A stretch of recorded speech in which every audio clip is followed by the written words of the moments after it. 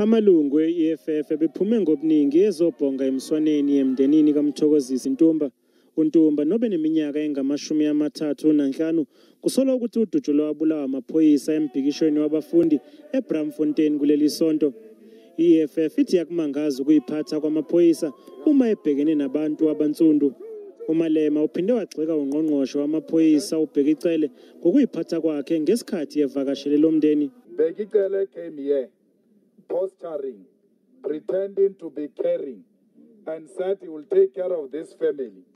But after that, when the family makes a follow-up, they say to the family, you don't have a policy, you don't have a burial society. So they ask them all stupid, nonsensical questions. Umholi weEFF uthi iqembu lizosiza umndeni umangalele umbuso ngokushona kukaNtumba. We're going to make sure that the government pays for their senseless killing of our brother. So we are going to make sure that our brother receives a dignified funeral. They might have killed him like a dog, but he will never be buried like a dog. Kusenjalo leli qembu liphawulile ngokukhothama kwesilo samabandla uGoodwill Zwelithini.